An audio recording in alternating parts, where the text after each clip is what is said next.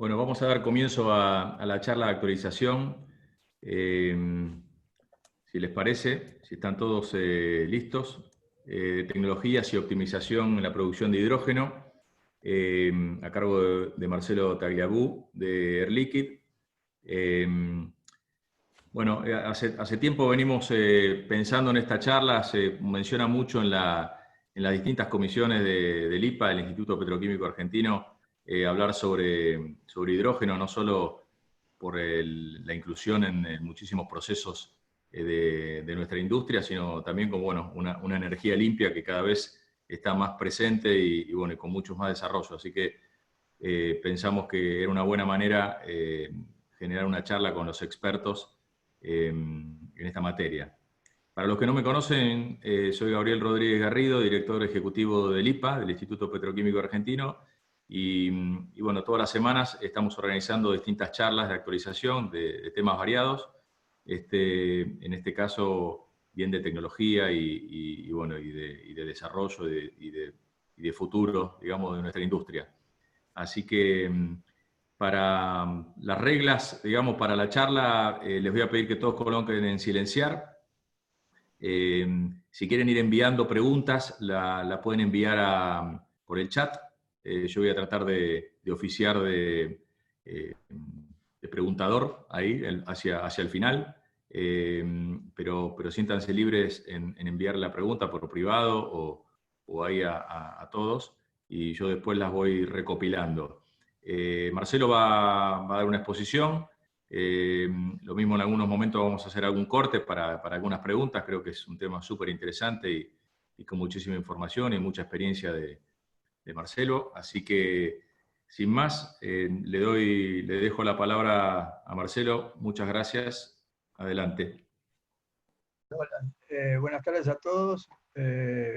Muchas gracias, Gabriel, muchas gracias, Mario, y a todas las autoridades del IPA por darme esta oportunidad.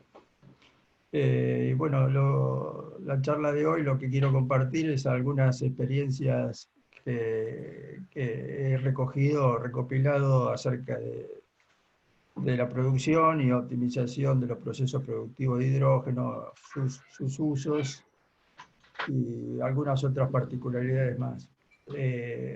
Para los que no me conocen, mi nombre es Marcelo Tagliabue. Inicié en mi trabajo en la industria petroquímica durante 8 años y luego, bueno, hace 27 años que estoy en Air Liquide. Y los últimos 10 años me dediqué casi exclusivamente al hidrógeno, a los procesos de producción de hidrógeno, tanto en Argentina como en algunos otros lugares de América Latina.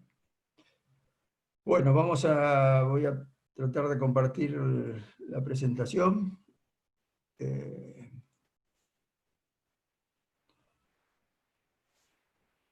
Espero que se vea bien, si no cualquier cosa me dicen, y si no se escucha, por favor me avisan. Excelente, Primero Marcelo. vamos a ver un temario tentativo, digamos, vamos a tratar de hacerlo lo más rápido posible porque es mucha la información. Una introducción, después los principales usos del hidrógeno, después nos centraremos en el proceso productivo de hidrógeno que tiene mayor relevancia hoy en día, que es el steel reforming. Y después veremos algunas formas de optimizar esta planta y ver procesos de optimización en la captura de CO2. Antes que nada, digamos, hay algo que es muy reciente, y en estos 2 últimos meses me ha tocado ver una gran cantidad de proyectos, principalmente en Europa, acerca de la captura del CO2. Evidentemente el tema del coronavirus ha mentalizado a los países de Europa y Estados Unidos a darle relevancia a este tipo de proyectos. Y todo esto va de la mano del uso del hidrógeno, o sea, el uso del hidrógeno potencia el desarrollo de otros proyectos para tratar de que las emisiones a la atmósfera sean cada vez menores. Bueno, como introducción, bueno, como muchos de ustedes saben, el hidrógeno es el elemento más abundante en el universo y el 66% de la producción, estimada en 70 millones de toneladas, se utiliza en los procesos de la industria de la refinación, la industria del petróleo y la industria petroquímica como amoníaco, metanol. Aparte, en los últimos años se ha desarrollado mucho el tema de combustible para automóviles que utilizan hidrógeno en principalmente en los países de Europa y Estados Unidos ya hay bastante desarrollo de este tipo de tecnología. La demanda mundial, que ahora vamos a ver una diapositiva, bueno, se ha cuadriplicado del año 75 y sigue subiendo, ¿no es cierto?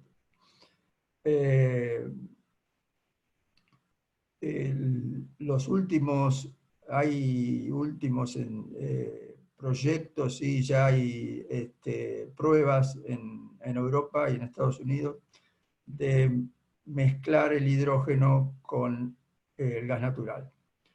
De esta manera se consigue que las emisiones por usar gas natural en otros procesos y usarlo en la vida doméstica sean menores. ¿Esto por qué se está haciendo? Y porque es difícil la manera de transportar el hidrógeno. No estamos acostumbrados a este tipo de tecnología, o sea, el mundo no está acostumbrado a utilizar otro fluido. O sea, usamos gas natural, usamos LPG, usamos petróleo, pero de hidrógeno poco y nada. Entonces no hay vías de transporte, no hay medios de transporte seguros y probados. Muchas dificultades, muchas dificultades. Imagínense, ayer estaba leyendo un artículo de una organización en Inglaterra que se está dedicando exclusivamente a ver cómo el transporte del hidrógeno lo afectan los túneles, los numerosos túneles que hay en Europa. Solamente se dedica a ese tipo de cosas. Entonces, antes de, digamos, profundizar en estos aspectos, bueno, es que se ha decidido probar un poco a ver si se podía sustituir parcialmente el gas natural por hidrógeno. Bueno, los métodos de producción más desarrollados son dos. Uno es la electrólisis del agua, con 5% de la producción mundial es por este método. Lo que tiene este método es que es muy oneroso debido a, digamos, al costo de la energía eléctrica para su producción. Depende en qué país y en qué región podemos encontrar energía eléctrica más barata o menos barata, pero bueno, el tema es tratar de empezar a utilizar este proceso por medio de energías renovables, eólica, solar, lo que sea, pero tratar de no consumir energía proveniente de combustibles fósiles. Bueno, el hidrógeno producido por fuentes renovables se lo conoce como hidrógeno verde. Y bueno, y el 95% restante de la producción mundial es por steam reforming. El reforming, un proceso bastante conocido. Y bueno, produce un hidrógeno que se lo llama hidrógeno gris. ¿Por qué? Porque aparte de ese proceso, aparte de producir hidrógeno, produce gases combustibles con anhídrido carbónico como uno de sus principales componentes. Este anhídrido carbónico es enviado a la atmósfera, por eso se lo conoce como hidrógeno gris. Ahora bien, si nosotros capturamos parte o todo el CO2, que eso es los proyectos que se están haciendo en Europa y Estados Unidos, bueno, esa captura nos da un hidrógeno que se llama hidrógeno azul. Bueno, además del proceso del steam reforming común, hay otros procesos parecidos, como la oxidación parcial o como el reformado autotérmico, que después veremos. Bueno, este es el esquema del proceso de captura que hablábamos recién. Es un proceso donde, bueno, se extrae el petróleo, se extrae el gas natural, se lo utiliza, por ejemplo, en una central de energía eléctrica, y antes de que el CO2 abandone la planta por medio de una chimenea, una antorcha, algo así, se lo captura, se lo comprime y es enviado a alrededor de entre 800 y 2.500 metros de profundidad, depende de dónde se encuentren estas rocas porosas, donde el CO2 queda atrapado. Queda atrapado porque encima de estas rocas porosas se encuentra una capa de rocas impermeables que impide que el CO2 vuelva a salir. Bueno, este proceso se está desarrollando mucho en países que tienen el suelo apto para el suelo, la capa, o el suelo después de la capa oceánica, apto para este tipo de procesos. Principalmente hay muchos desarrollos en Noruega y en Inglaterra. Bueno, este es el esquema, como la mayoría de ustedes conocen, el esquema del proceso de electrólisis, donde por energía eléctrica se disocia la molécula de agua en oxígeno y hidrógeno. Y esto es lo que hablábamos hoy, la demanda mundial de hidrógeno, que está en el orden de los 70 millones de toneladas. Y como ven, siempre ha aumentado desde el año 75 a la fecha, y va a seguir aumentando. Este es el costo de producción según la fuente de combustible que se utilice. Tenemos el costo de producción en gas natural con secuestro de dióxido de carbono, el carbón, que de estos hay muy pocos, y las energías renovables. Fíjense que el costo de las energías renovables, por medio de esto se obtiene la electrólisis, es muy alto. De cualquier manera, el mundo tiende a abaratar la energía eléctrica para hacer de este proceso el que prepondere en el futuro. Bueno, vamos a ver rápidamente los principales usos. Los automóviles, esto es hace muy poco que se ha desarrollado, pero bueno, Toyota y otras marcas tienen autos promovidos a hidrógeno. Fíjense en acá la cantidad de estaciones de servicio, ya Alemania tiene 60 y Japón tiene cerca de 100, o sea que a medida que esta tecnología avanza, la cantidad de automóviles también va a ser cada vez mayor. O sea, el tema hoy por hoy es el repostaje de hidrógeno, ¿no? O sea, es muy difícil conseguir tener autonomía si no hay estaciones de servicio para ello. El hidrógeno se almacena según el tipo de vehículo y según la tecnología entre a 300 y 700 bar en un tanque que se coloca en el automóvil igual al tanque, igual me refiero a la forma y lugar donde se coloca el tanque de GNC. Bueno, también ha habido, o sea, no todo acá es color de rosa, sino también ha habido accidentes en Noruega, en Corea del Norte, bueno, unas por fallas en las instalaciones y otra, bueno, contaminación de los tanques con oxígeno. Por eso, digamos, la tecnología de esto es muy cara porque hay que tener muchos cuidados.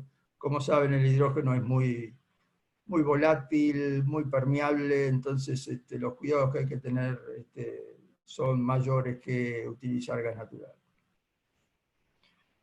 El tanque que se utiliza, uno de ellos, más o menos el promedio de los tanques es de 5 capas de fibra de carbono, tiene una capacidad de unos 122 litros, entran aproximadamente en este tanque 5 kilos de hidrógeno y con esto se tiene una autonomía de 500 kilómetros, más o menos. El costo es aquí cerca de $13 por kilo, o sea que llenar un tanque cuesta unos $64.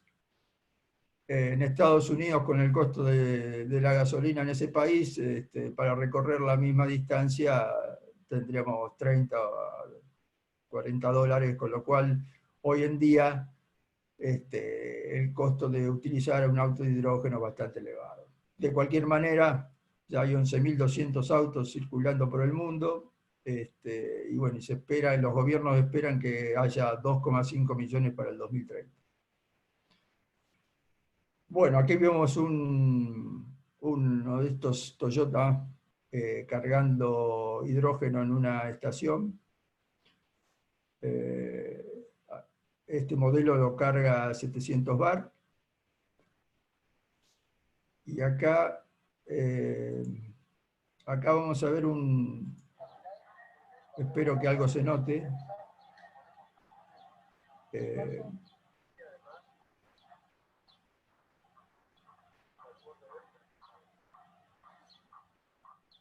Esto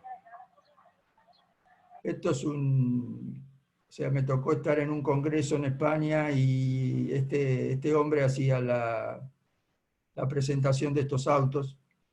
Y bueno, y en el video lo que muestra es que él pone un vaso en la salida del caño de escape y bueno, como el único residuo de esta tecnología es agua limpia, él después de coleccionar la mitad del vaso, toma de esa agua, ¿sí?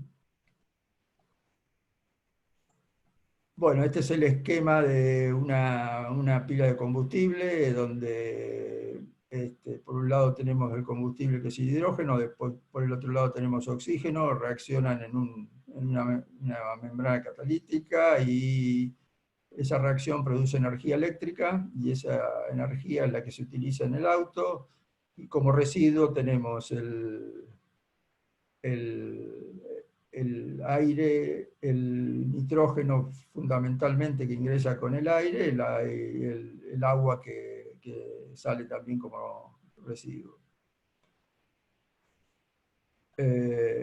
Vamos ahora, pasemos a los otros ejemplos de uso del hidrógeno, que puede ser la refinación del petróleo. Bueno, vamos a empezar un poco con las leyes que regulan los combustibles en el mundo. Bueno, para el 2020, bueno, los grandes barcos comerciales se ha propuesto bajar el azufre contenido en sus combustibles a 0,5% en comparación de 3,5%. Las normas que se utilizan en Europa son hoy por hoy, y en Estados Unidos son las Euro 6 y la Tier 3, que, bueno, que el contenido máximo de azufre en esas gases de 10 ppm. Y bueno, lo que se ha también reducido en la Unión Europea es la cantidad de anhídrido carbónico emitido por kilómetro recorrido.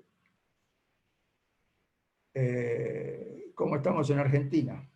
Bueno, en Argentina había una resolución en el 2006 que bajaba el contenido de azufre, pero bueno, esa resolución fue modificada en el 2016, y bueno, y nuevamente fue modificada en el 2019,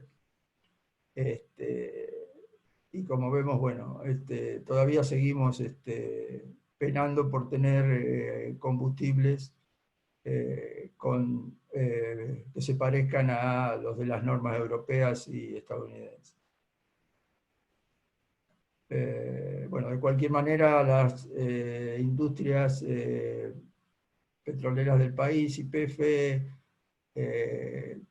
continúa proveyendo nuevas unidades de hidrotratamiento y está, digamos, tratando de recuperar hidrógeno de algunas de las corrientes que hay en sus refinerías. Accion acaba de finalizar en estos días un proyecto de 1.500 millones de dólares produciendo combustibles que se asemejan a los de las normas europeas o de Estados Unidos. Shell también está tratando de recuperar hidrógeno de sus instalaciones o comprar algún steam reforming. Y bueno, la que no ha avanzado en absoluto en esto es Puma, que hasta la fecha no ha hecho inversiones en su planta de Bahía Blanca y bueno, tiene una nafta con alrededor de 90 partes por millón de azufre. Bueno, vamos a ver las fuentes de hidrógeno en las refinerías. originalmente, eh, originalmente el hidrógeno en la refinería era un subproducto. ¿Por qué? Porque las refinerías usaban unos procesos de reformado de nafta, pero este reformado de nafta lo hacían para obtener compuestos aromáticos que elevaban el número de octano de las naftas. Los procesos, según la tecnología, se llamaban de estas maneras, pero digamos, con alguna pequeña modificación, todos estos procesos eran iguales.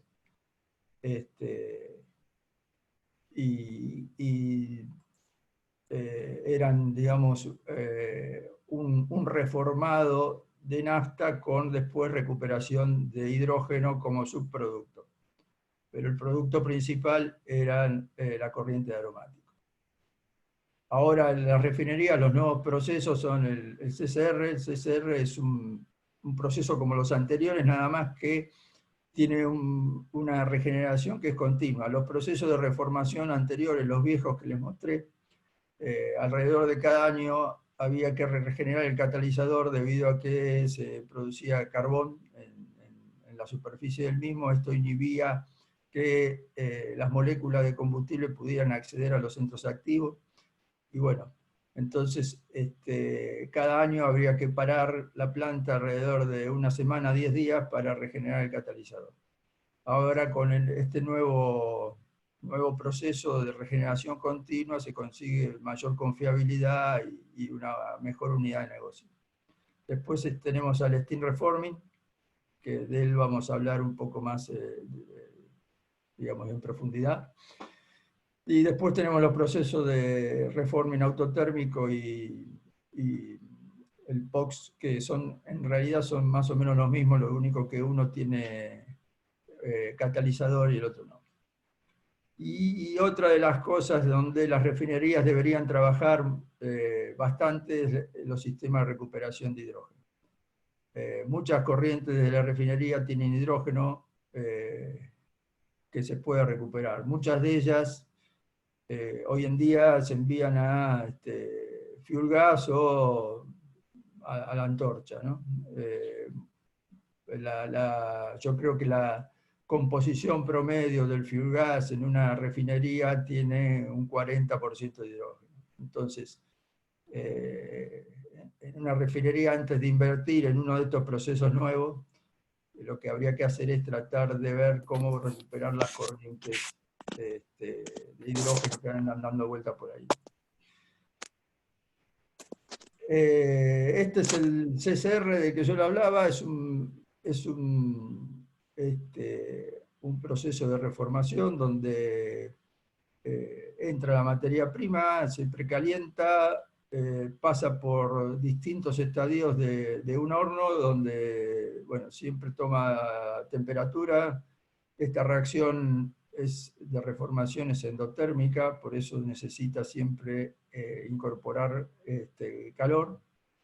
Y acá tiene un regenerador que lo que hace es que el catalizador que va cayendo en este tipo de reactor tipo chimenea va cayendo hacia el fondo, es regenerado y vuelve hacia el tope de este reactor.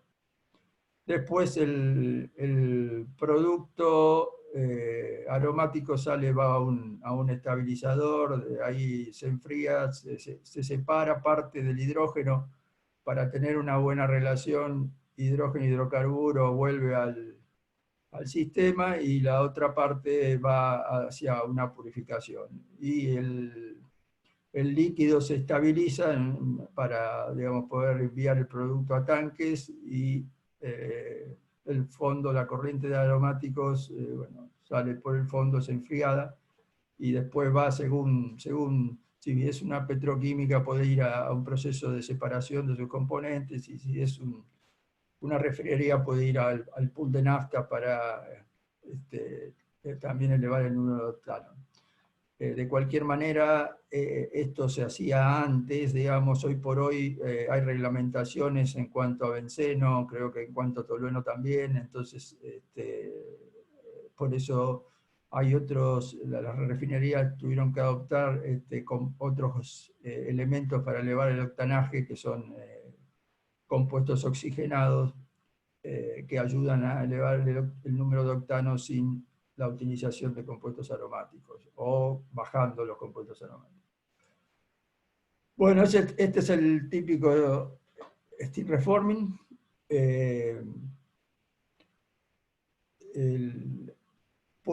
La alimentación puede ser muy distinta, puede ser, como en este caso, gas natural, puede ser propano, butano, metanol, etanol, nafta, distintos tipos. Según lo que se quiera alimentar aquí, después es el tipo de tratamiento que sigue. Acá, como es gas natural, directamente el gas natural ingresa a una parte de pretratamiento. Si fuese nafta habría que vaporizarla, etcétera, etcétera. Pero después de todo el proceso de adecuación de la materia prima, lo que es común a todos los reformadores es la parte de desulfurización. O sea, esto tiene el catalizador de este reactor de steam reforming, es un catalizador de níquel que se envenena con azufre, se envenena con olefinas, se envenena con metales pesados. Entonces, bueno, es necesario acá un proceso de retiro del azufre, se hace por un hidrotratamiento común, se puede utilizar catalizador de cobalto molibdeno, níquel molibdeno, según si hay olefinas, si no hay olefinas. También algunos tienen lecho para atrapar el cloro.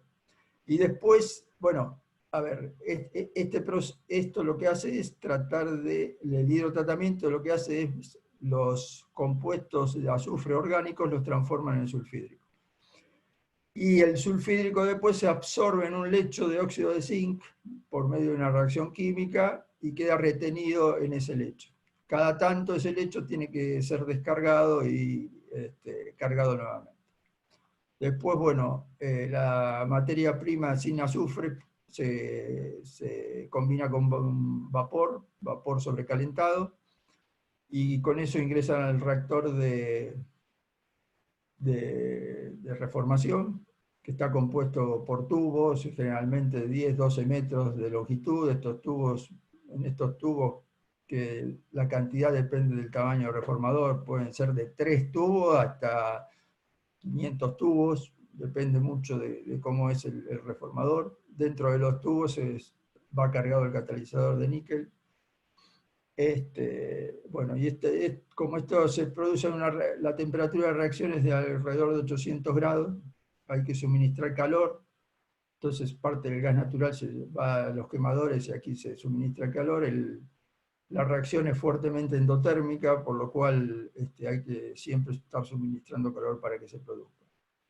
Después, bueno, parte de ese calor se recupera. Aquí hay unos intercambiadores de calor que después vamos a ver bien. Parte del calor se recupera y se sale a la chimenea alrededor de unos 200 grados centígrados. O sea, no se baja más la temperatura para prevenir acá condensación de los flugas que salen y prevenir corrosión. Lo que sale del reactor se lo llama comúnmente syngas. Syngas se lo enfría en un intercambiador donde aquí se produce vapor, y después pasa a un proceso digamos, de mejora de la cantidad de hidrógeno. Se lo llama comúnmente SHIFT, es un reactor donde aquí reacciona el CO con vapor de agua, el CO remanente con vapor de agua, y se convierte en CO2 y más hidrógeno. Después hay otra quita de calor para poder ingresar a la purificación final. Como este es un proceso de absorción, la PCA es un proceso de absorción, entonces hay que enfriarlo lo más posible para que el rendimiento de la PCA sea lo mejor. De aquí se obtiene hidrógeno, y la parte que no se retiene como hidrógeno, que se llama OSGAS o talgas, esto es enviado como combustible también al horno. Por acá hay como acá se ve en la composición, hay parte de hidrógeno, parte de monóxido de carbono que reaccionan aquí, combustionan aquí en el horno, y también algo de metano que no reaccionó en el reactor de Steam Reform.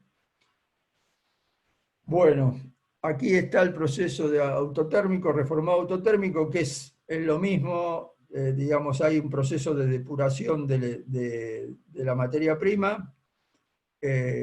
Acá hay un prereformador, después vamos a ver en detalle qué es, pero la diferencia básica consiste en que se agrega oxígeno a un reactor, se agrega oxígeno, y ahí con el gas natural combustiona y se produce una corriente de syngas.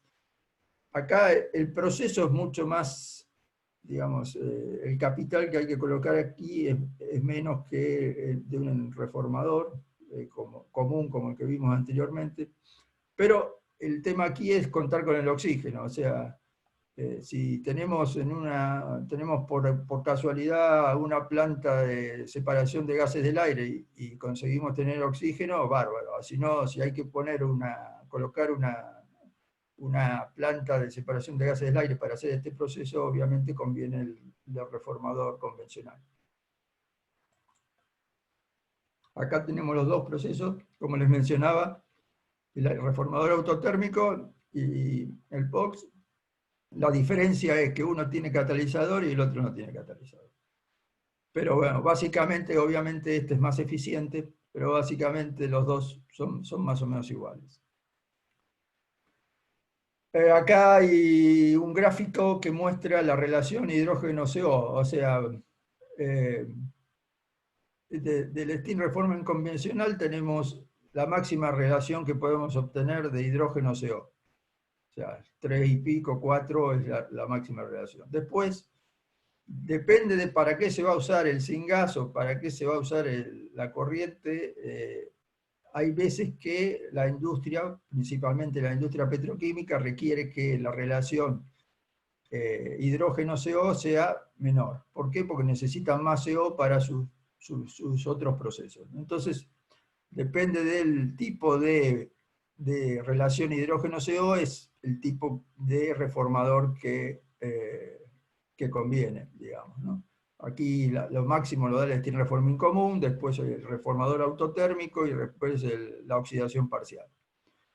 Y acá, bueno, este es lo que se llama el dry reforming, que es el reformado de metano directamente con anhídrido carbónico. Bueno, es otro, digamos, otro tema que algún día podemos explicar. En todos los casos estos donde se ve rayado que dice con reciclo de CO2 es porque el reciclo de CO2 se utiliza para esto mismo, para hacer que la relación hidrógeno-CO sea cada vez menor. Entonces, estas plantas lo que hacen es separan el CO2, lo capturan, parte, no todo, parte del CO2, y lo vuelven como alimentación y lo mezclan con el gas natural, por ejemplo. Con eso consiguen bajar más la relación hidrógeno-CO2. Bueno, como habíamos hablado, la recuperación de hidrógeno en las refinerías para mí es un tema muy importante, y uno de los métodos es utilizar una PCA.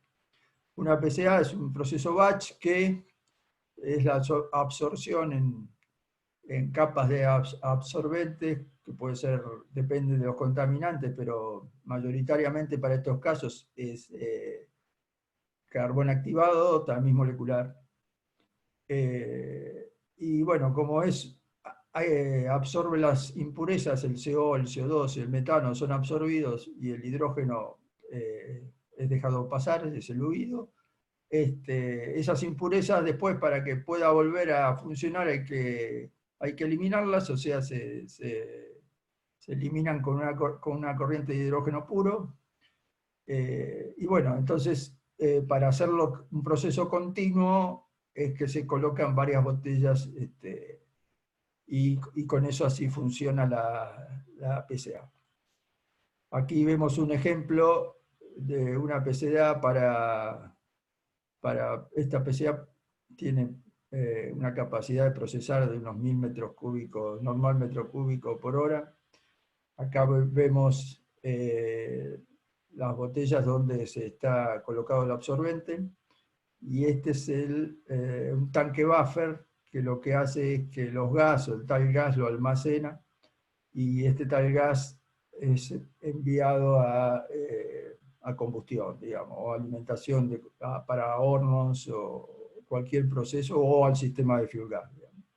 Y lo que es, digamos, siempre este botellón es de mucho mayor tamaño, porque precisamente es un buffer para prevenir de los efectos pulsantes que tiene la PCA, entonces se lo almacena en elementos bastante grandes.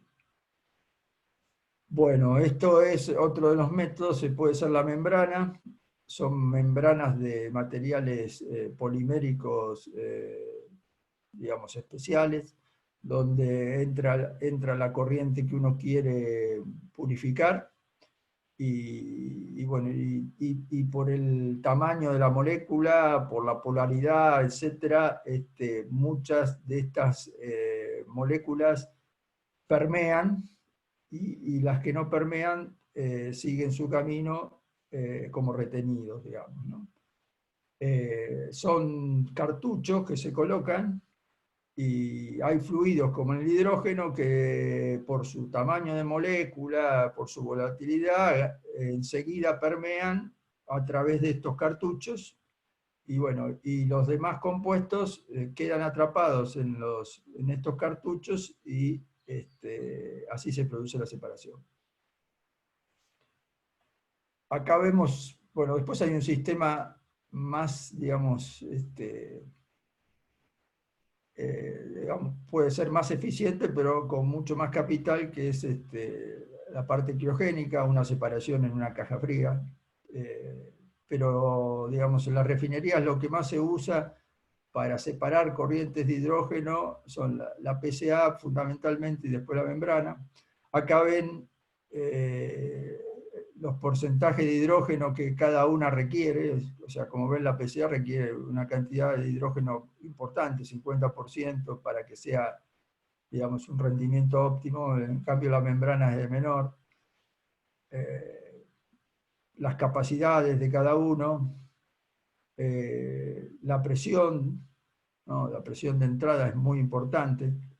Esto es la PCA, digamos, la diferencia de presión entre la corriente de entrada y los gases, el tal gas, es la diferencia que, digamos, cuanto más grande es esa diferencia, la eficiencia de la PCA es mayor, y la recuperación del hidrógeno es mayor. Bueno, también otra cosa importantísima, yo diría, para las refinerías es la presión que sale el hidrógeno después de esa purificación. Entonces, en la PCA la presión es cercana a la presión de entrada. Eso nos da una gran factor de utilización, debido a que no tenemos necesidad de volver a comprimir esta corriente, y eso, digamos, es muy beneficioso para estos proyectos. En cambio, la membrana nos da bastante baja la presión, y bueno, es por eso que su uso no está tan difundido, digamos. Bueno, este es un esquema, digamos, tradicional de una refinería. Lo que acá quiero mostrar es que hay numerosos procesos que consumen hidrógeno, y solamente el viejo proceso de la reformación de nafta es el que las refinerías tenían como para hacer frente a las nuevas reglamentaciones de azufre y los nuevos tratamientos que se van incorporando. Es por eso que o utilizamos estos procedimientos de tratamiento de las corrientes residuales que tienen hidrógeno en las refinerías, o bueno, nos vemos obligados a adquirir adquirir o tercerizar el funcionamiento de un reformador. Bueno, acá están las razones por las que es conveniente siempre recuperar, ¿no? Recuperar el hidrógeno en las corrientes. O sea, hay tecnologías probadas, es la mejor relación costo-beneficio, y bueno, obtener un hidrógeno de mayor pureza nos da siempre en los reactores de hidrotratamiento, nos da una mayor presión parcial. Con eso aumentamos la vida útil del catalizador y la eficiencia del proceso de hidrotratamiento es mayor. Aparte, primero recuperamos hidrógeno y después hacemos la inversión. Seguramente la inversión para más hidrógeno va a ser un poco más chica. Bueno, hay técnicas para ver toda la red de líneas y red de corrientes con hidrógeno en las refinerías para tratarlas y ver cómo optimizarlas, ¿no? Lo más importante es tener este concepto, que no todos los procesos utilizan la misma o necesitan la misma pureza de hidrógeno. O sea, lo que hace esta tecnología es darle la pureza de hidrógeno adecuada para cada proceso. No, o sea, ¿para qué purificar mucho una corriente si el proceso no lo amerita? Bueno, Steam Methane Reforming. Este es un diagrama de flujo, digamos, pretratamiento, el reformador en sí, la conversión de shift y la purificación con PCA.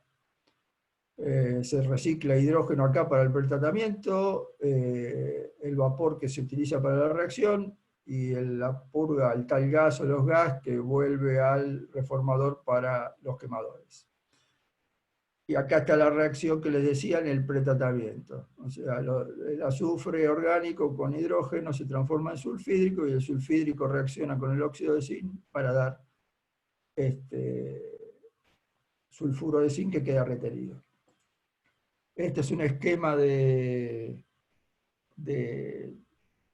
pretratamiento de hidrogenación en un reactor. Acá puede haber un reactor o no para atrapar el cloro, y después la parte de óxido de zinc, que en general tienen dos reactores. ¿Por qué? Porque, como dijimos, el azufre acá se va transformando en sulfuro de zinc y va quedando atrapado. Cuando esto se agota, digamos, el óxido de zinc se agota, se pasa al otro recipiente y bueno, y aquí se cambia el óxido de zinc. Pasamos a la reacción de reformación. Esto es el esquema del reformador, esto el pretratamiento, vapor, el gas natural o la nafta, bueno, que entra a los tubos, y acá en este horno a unos 800 grados se produce la reacción. Después salimos al reactor del GIF y después entramos a la parte de purificación. La reacción que se produce es el metano con el agua, y en el GIF, como ya dijimos, el CO con el agua. La reacción de reformado, como ven, hay un aumento de volumen en la reacción, por lo que la baja presión la favorece. En el caso del GIF, el volumen son los mismos, entonces no hay influencia de la presión. Aquí vamos a ver una curva, cómo el steam carbon, o sea, la relación que hay entre el vapor que yo coloco y el carbón, o sea, el gas natural o la nafta, siempre tiene que haber un sobrante de vapor. ¿Para qué? Para que no se produzca carbonización de la materia prima sobre el catalizador. Entonces, en la medida que yo aumento ese steam carbon, voy a conseguir que la reacción sea más eficiente en mi reformador, y el metano que sale del reactor sin convertir cada vez sea menor. Obviamente esto tiene un costo energético y hay que siempre buscar una relación de compromiso, porque aumentar este valor de steel carbon, ¿qué significa? Que tengo que generar más vapor, tengo que quemar más combustible. Entonces, bueno, siempre se trata de buscar una relación que nos proporcione seguridad, pero al mismo tiempo los beneficios de la unidad de negocio sean buenos. Esto es influencia de la presión, como dijimos, la presión favorece, la baja presión favorece la reacción. Pero bueno, acá hay una cuestión de volumen, o sea, no puedo hacer un reactor, digamos, cada vez que bajo la presión, el diámetro de las cañerías, equipos y demás es cada vez mayor. Entonces, bueno, por otra parte, en general, los usos del hidrógeno son a alta presión o por encima de los 10, 15 bar, o sea, en general la presión de los reformadores se encuentra entre 18 o 20 bar, más o menos. 25, digamos, pero no hay reformadores a muy baja presión. Este es el efecto de la temperatura sobre el vapor de exportación, o sea, evidentemente a más calor, más vapor voy a producir. Ese vapor que yo produzco en un reformador se usa para la reacción, como ya dijimos, para que se produzca la reacción, y un exceso para que sea segura la operación. Y si el cliente lo requiere o el propio usuario lo requiere, podemos hacer vapor que no solo cumple los requisitos que ya hablé, sino que se pueda exportar, ¿sí? Se pueda sacar de esa planta y utilizar en otro lugar.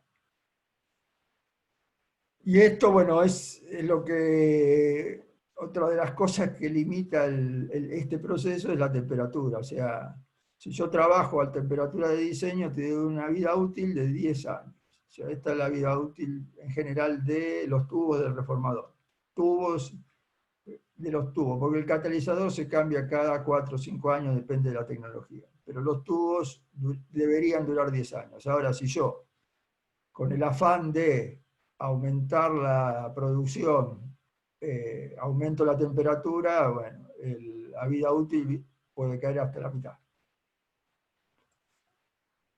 Y esto es el efecto del steam carbon sobre el consumo de gas. O sea, yo, está bien, aumento el steam carbon porque o quiero exportar más vapor o quiero hacer más eficiente mi reacción, pero bueno, si bien la cantidad de alimentación aquí permanece constante, la cantidad de gas natural que tengo que poner en los quemadores aumenta, y bueno, la cantidad de gas natural total aumenta, y con esto, bueno, es más ineficiente mi unidad de negocio. Pasamos rápidamente al SHIFT. Esta es la reacción que se produce en el SHIFT, monóxido más agua, CO2 más hidrógeno. Esta reacción es exotérmica. Puede haber 3 clases de este tipo de reactor: alta temperatura, media temperatura y baja temperatura. Aquí están las temperaturas a las que trabaja cada uno de ellos. Y aquí vemos la cantidad de CO que queda sin reaccionar dependiendo de qué tipo de reactor tenemos. Aquí vemos la configuración de los reactores. Entra la materia prima, o sea, el gas de síntesis. Aquí se produce vapor y aquí directamente entra en este, que es un reactor de alta temperatura. Más o menos son 300, 320 grados. Aquí hay que tratar de entrar a la menor temperatura posible, digamos, la menor temperatura posible dentro del diseño del equipo. ¿Por qué? Porque como la reacción es exotérmica, es favorecida por la baja temperatura. De aquí salimos, y si no tenemos este otro, que es el de baja temperatura, directamente seguimos hacia la PCA. Si tenemos este otro reactor en serie, tenemos un enfriamiento, volvemos a enfriar y acá entramos a este segundo reactor. Bueno, y acá vemos el de media temperatura, que es, digamos, como una mezcla de estos dos, ¿no? Lo más eficiente, digamos, para mí es colocar uno de alta temperatura y luego uno de baja temperatura. Bueno, acá vemos las composiciones más o menos que podemos tener. Esto es sin gas a la salida del reformador principal. Como vemos, el CO es más que el CO2 en este caso. Y acá es sin gas después de salida del shift, donde el CO es menor que el CO2 y hay un poco más de hidrógeno por la reacción que ya vimos. Pasamos a la PCA. Bueno, de esto ya hablamos, es otra PCA típica con más botellas. Ven las botellas. Acá está el buffer de los gas, sistema de control y todo el sistema de válvulas que hace que estos tamices que están aquí adentro puedan absorber y desorber en tiempo y forma. Digamos que el mayor problema que tiene este tipo de unidades, que no tiene la de membrana, son todo este tipo de válvulas, que son piezas móviles que están constantemente abriendo y cerrando. La política que tenemos nosotros es, una vez por mes, sacar una botella de estas para mantenimiento. O sea, el mantenimiento principal es el mantenimiento de las válvulas. Ahora vamos a pasar a los tipos de reformadores. O sea, tipos de reformadores en función de dónde se encuentran los quemadores. Tenemos lo que se llama top fire, los quemadores están en la parte de arriba, ingresan junto con la alimentación. Los quemadores de costado, o sea, los quemadores están aquí, la alimentación ingresa por arriba. Este proceso se llama terraza, o sea, donde están los quemadores, si bien están en el fondo, pero están orientados hacia las paredes del horno que dan un efecto de, podría llamarse de terraza, pero es un diseño de Foster Wheeler. Y esto es directamente el quemador en el fondo del reformador. Aquí vimos uno con más detalle, un reformador donde los quemadores están en el tope. Este tiene alguna ventaja, o sea, todos tienen alguna ventaja y desventaja. Es decir, si todavía todos, digamos, todas las marcas que los construyen siguen existiendo, quiere decir que ninguno tiene tantas ventajas como otro, si no existiría un tipo solo. Este tiene la ventaja que al tener todos los quemadores en un solo nivel y arriba, cuando uno tiene que ponerlo en marcha es mucho más fácil. ¿Por qué? Porque están todos los quemadores en el mismo lugar. En cambio, un SciFire tiene distintos niveles, igual que el Terraza, entonces el operador para prender cada quemador tiene que subir, bajar, subir, bajar. Bueno, acá vemos más detalles que tienen los quemadores al costado.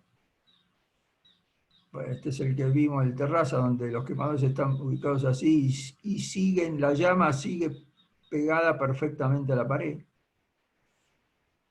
Y bueno, este es el gráfico de cómo van las temperaturas, o sea que digamos, los top fire y salt fire tienen distintas curvas. ¿Por qué? Porque uno ingresa,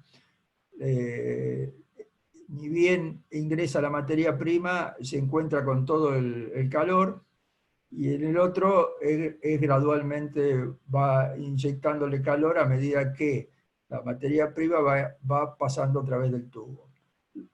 Tienen ventajas y desventajas, como ya dije, pero bueno,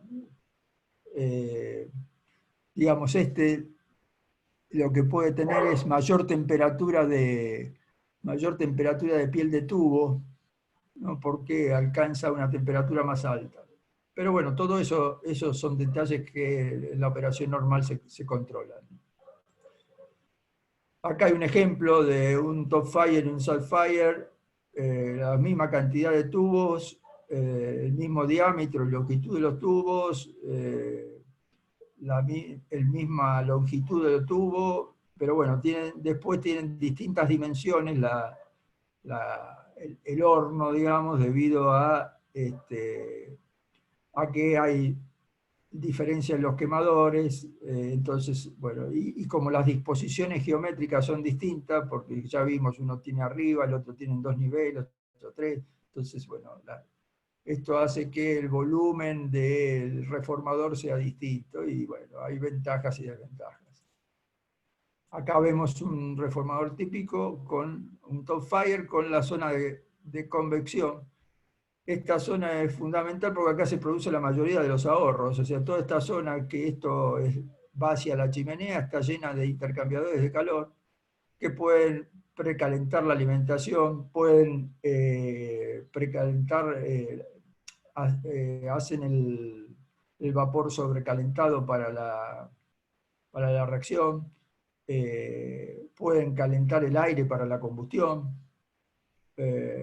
pueden calentar el agua desmineralizada para la generación de vapor. Entonces, todos estos intercambiadores que se colocan aquí hacen que la unidad de negocio funcione más eficientemente. Aquí vamos a ver el tema del pre-reformador. Pre-reformador es digamos, un reactor que se coloca antes del reformador principal. Observen que si no estuviera el pre-reformador, la alimentación vendría por aquí, se precalentaría en este intercambiador de calor y iría directamente al reformador principal. Ahora que se coloca el pre-reformador, la alimentación primero se precalienta en este otro intercambiador y después primero se calienta en este intercambiador, va al pre-reformador y se tiene que volver a calentar. O sea, hay que colocar un coil más aquí. ¿Esto para qué se utiliza? Esto se utiliza o para aumentar la capacidad, porque uno quiere producir más y no tiene capacidad, entonces acá se producen reacciones de reformación, entonces alivian al reformador principal y yo puedo aumentar la capacidad, o bien para procesar materias primas que no sean gas natural. O sea, si yo quiero procesar nafta o quiero procesar ROG de una refinería,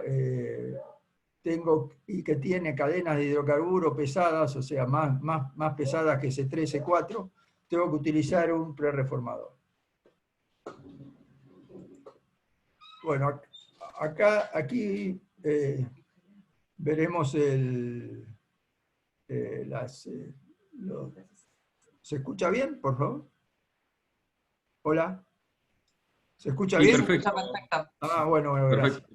Entonces, aquí están las... Tengo varias preguntas. Sí, aquí Si están querés, los... capaz que ir redondeando y vamos con las preguntas, ¿te parece?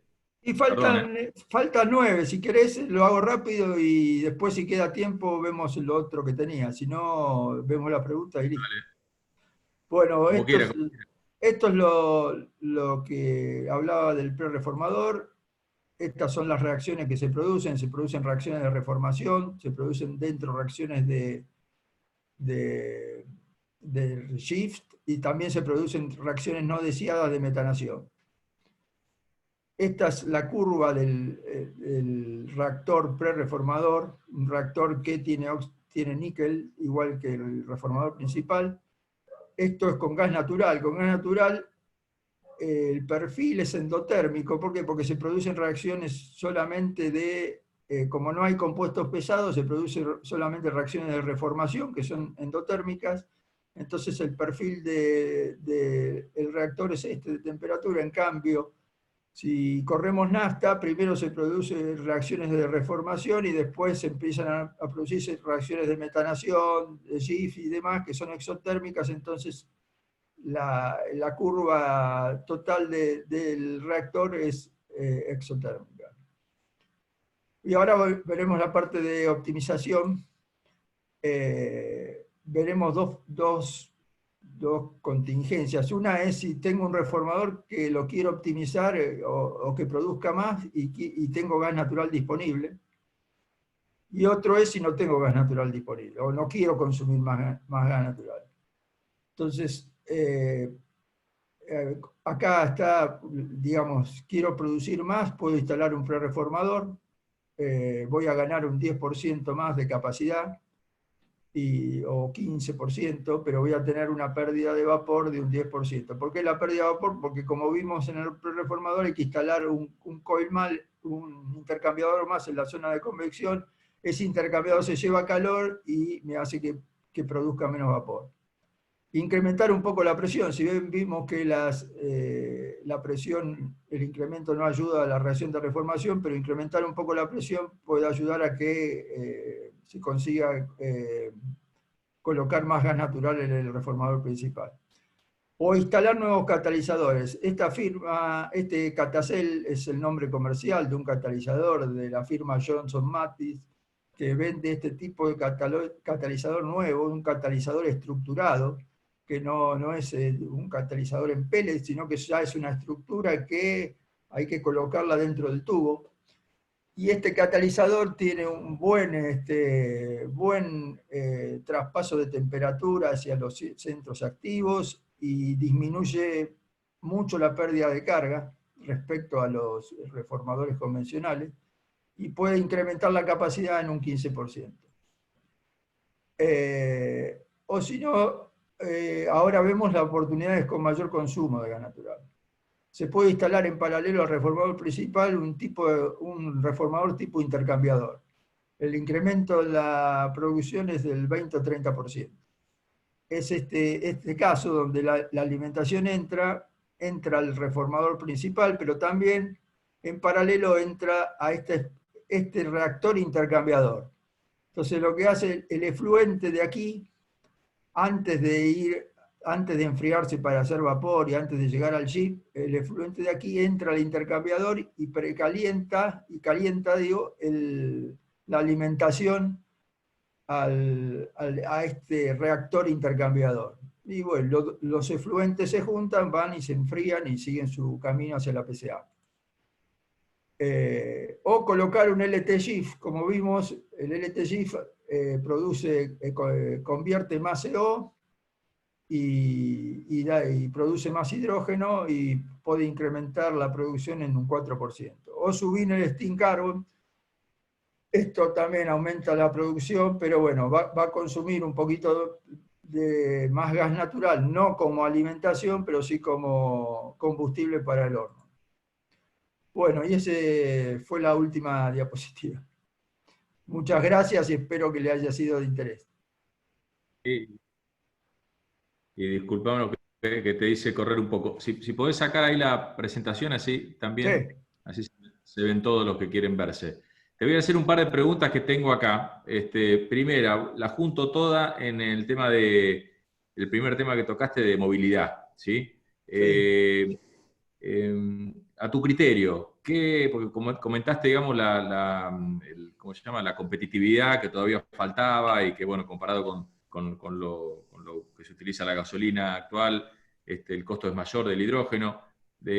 A tu criterio, ¿qué hace falta desarrollar? Porque por algo, digamos, están invirtiendo y hay tantos autos digamos, y hay mucha investigación y desarrollo. A tu criterio, ¿qué está faltando para ese salto cuántico?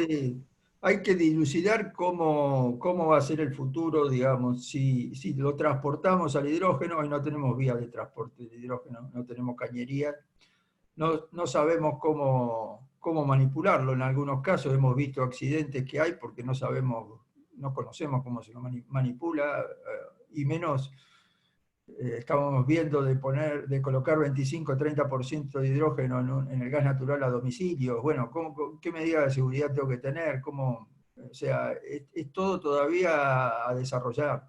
Pero yo creo que para el desarrollo de los automóviles,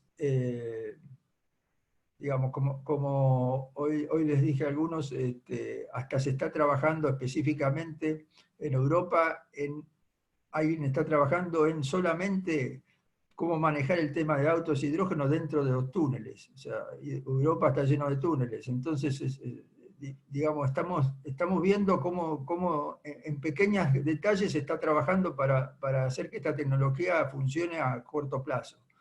Pero Ok, el tema fundamental son las estaciones de servicio. O sea, ok.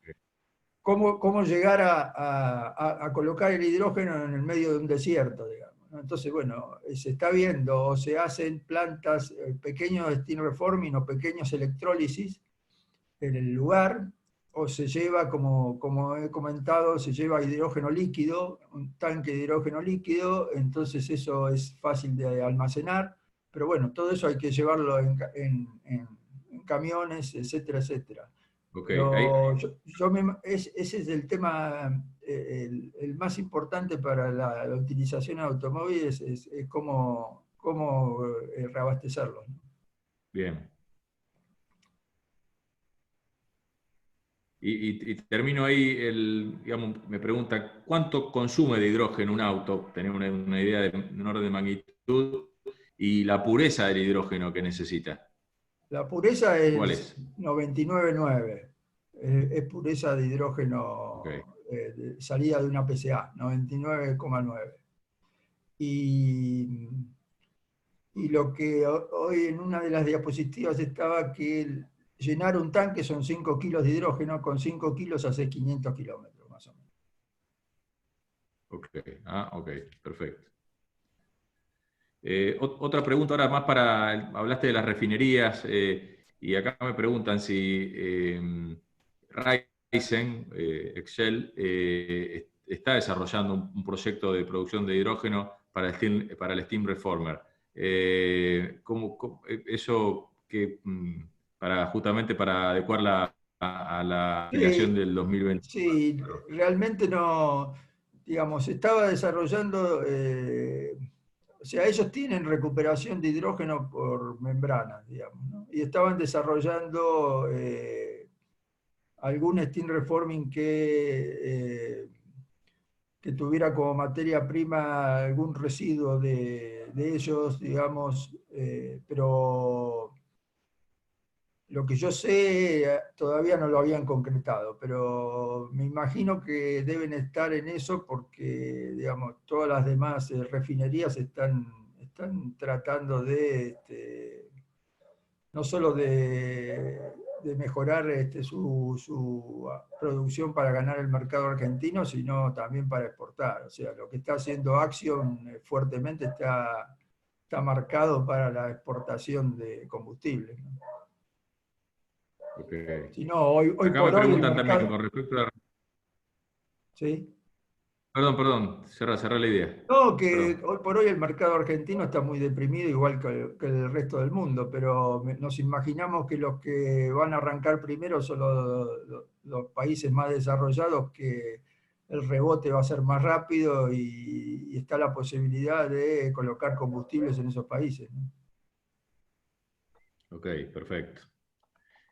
Acá hay una pregunta con el tema de CO2, ¿no? Con respecto a la recuperación de CO2 y su reinyección en los procesos. Digamos, si existe alguna referencia de precio de CO2, dado que digamos, favorece la optimización del Steam Reformer. Precio de CO2 no tengo precio, pero digamos, la recuperación son procesos conocidos, digamos.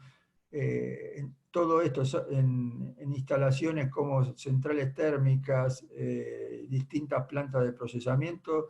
La idea es tomar los gases de la chimenea y pasarlo por una planta de aminas, por una absorción con monoetanolamina, se puede realizar perfectamente la captura del CO2 y después, bueno, ese CO2, una vez que es capturado, es desorbido en un stripper y ese CO2 es comprimido y llevado a donde se lo necesite, ya sea se lo puede licuar para, digamos, usarlo como subproducto o como materia prima para otras industrias, o se lo puede, lo que veíamos, colocar en el fondo del mar, en algún esquisto de rocas donde pueda quedarse atrapado, ¿no? Cosa que, bueno, digamos, aquí en Argentina todavía eso es inviable. Lo que aquí se puede hacer hoy por hoy es capturarlo y utilizarlo en otros procesos, ¿no? Ok. Acá hay una pregunta, también te vuelvo a la movilidad, ¿no? ¿Cuál es la razón a tu criterio de que corto o mediano plazo se reemplace la electricidad como combustible de autos por el hidrógeno? ¿Cuál es el driver, digamos, hidrógeno y no directamente eléctrico? ¿Qué, mm, Yo creo que no hay un convencimiento todavía eh, de que a corto plazo el hidrógeno pueda reemplazar a la energía eléctrica de los automóviles. O sea, una ventaja, no sé los costos, ¿no? No sé los costos, pero una ventaja quizás sea el tema de el, si salvamos las distancias de las estaciones de servicio y podemos hacerlas que estén a una distancia considerable como para que el, el automóvil pueda llegar a donde quiera, el tema de cargar combustible o de llenar un tanque de hidrógeno dura 3 minutos. Y, claro. y pienso que repostar energía eléctrica a un auto es un proceso que lleva bastante más tiempo. Eh, yo creo que con esto de las estaciones de servicio, en Estados Unidos la idea es en corto plazo unir la costa este con la costa oeste y bueno, y hay empresas que ofrecieron la producción o llevar el hidrógeno líquido, pero siempre y cuando que les den aparte de la producción, le den la concesión de las estaciones de servicio. Yo creo que en Estados Unidos lo van a hacer pronto. En California ellos tienen una ruta que se llama la ruta del hidrógeno, que tiene unos 2.500, 3.000 kilómetros y está toda realizada como para que un auto de hidrógeno pueda recorrerla tranquilamente. Bueno, perfecto. Marcelo, y bueno, viendo que también estamos cumpliendo con los tiempos, hay varias preguntas más. Yo les pido a todos bueno, que tomen contacto con nosotros directamente o bueno, con Marcelo. Vamos, seguramente esto va a dar para varias charlas más, pero bueno, quería un poco cumplir con el tiempo. Marcelo, muchísimas gracias por tu tiempo. Excelente la presentación y bueno, hay varias preguntas, no, que me disculpen los que no les pude, digamos, realizar, pero para no extendernos de más, vamos a dar por terminado. Si querés algunas palabras finales, adelante, Marcelo. No, quiero agradecer esto a todos ustedes y a todos los que participaron. Gracias por la paciencia y sé que todo esto da para mucho más y bueno, y estoy a disposición de ustedes para otra charla cuando ustedes gusten. Vas a ser convocado seguramente por el IPA, así que muchas gracias. Y gracias a Ah, todos por el orden. Mantuvieron ahí el silenciar, así que se merecen también una felicitación a todo el público. Gracias. Hasta gracias. luego. Hasta luego.